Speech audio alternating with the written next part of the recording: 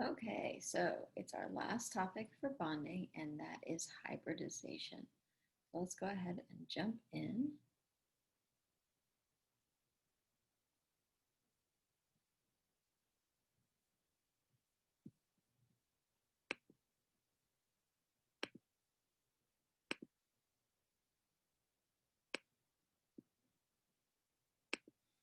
Eventually we'll jump in.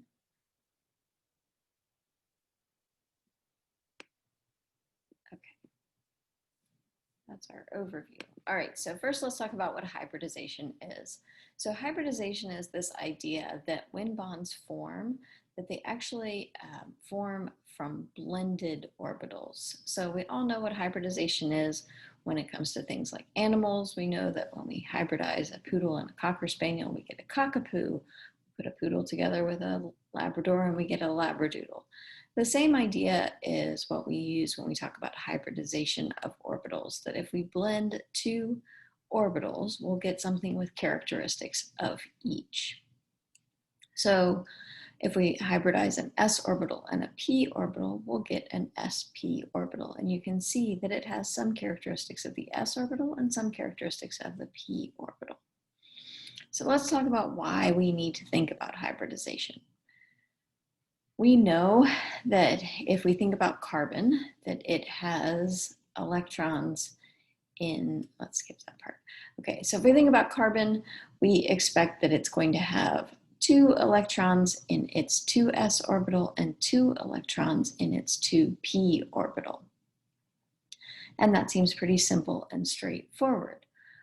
But if we were to talk about this methane molecule, and we look at the molecular geometry of the methane model, and we look at the bond length and the bond strength of the methane model, there seems to be a little bit of a disconnect.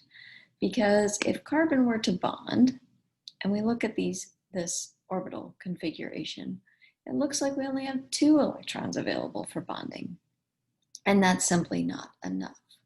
So the first thought that chemists had was, well, okay, maybe it just promotes one of those 2s electrons and it puts it in the empty 2p orbital so that it looks like this instead.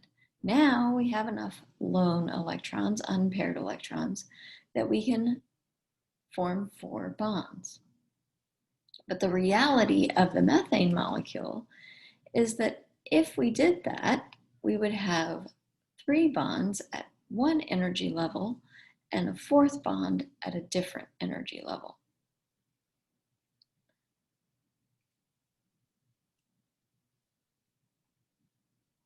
But they're not.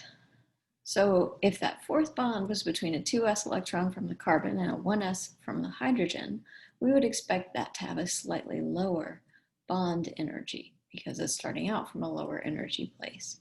And we find that that's simply not the case. So what's going on?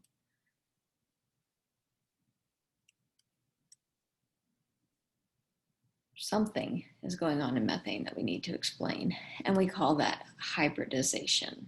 And so the idea behind hybridization is that we combine those 3p orbitals with the 1s orbital, not a 1s, but the single s orbital.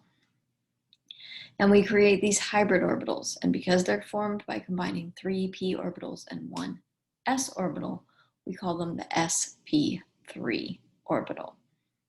And this sp3 orbital has an energy that is slightly higher than the s orbital and slightly lower than the p orbital, so that it has characteristics of both. Now we have room for 4 unpaired electrons that can all form bonds of equal energy.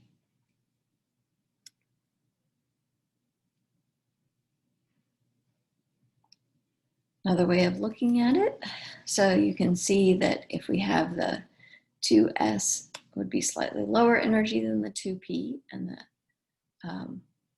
so that would result in a slightly lower energy change for that s bond. So we know that we have these 4 that are all the same. So in methane, we have sp3 hybridization, but that's not always the case. We also have sp hybridization, where one s orbital combines with a single p orbital, and then we would still have two p orbitals that are not hybridized and which would have slightly higher energy than that hybrid orbital. We also have, we also have SP2 hybridization, in which you have one s orbital combining with two p orbitals, and you'll still have a single unhybridized p orbital. Oh, there it is. Okay. And again, that single unhybridized p orbital is going to be of a slightly higher energy. So the easiest thing to think about is how many identical bonds an atom is forming, and that's how many hybrid orbitals it needs to have. And so if it forms 3 single bonds, it's going to be sp2 hybridized. If it forms 4 single bonds, it's going to be sp3 hybridized. If it forms 2 single bonds, it's going to be sp hybridized. And if it only forms 1 bond, then it's not going to be hybridized at all. Okay, we can also relate hybridization to molecular geometry. So if it's linear, it's going to be sp. If it's trigonal planar, it's going to be sp2. And if it's tetrahedral, it's going to be sp3. And those are the 3 hybridizations that you need to know for the AP Chem exam. There's a lot of controversy around whether or not d orbitals are involved in hybridization, so those are excluded from the exam. Okay, so that's it for bond hybridization. As always, let me know if you have any questions.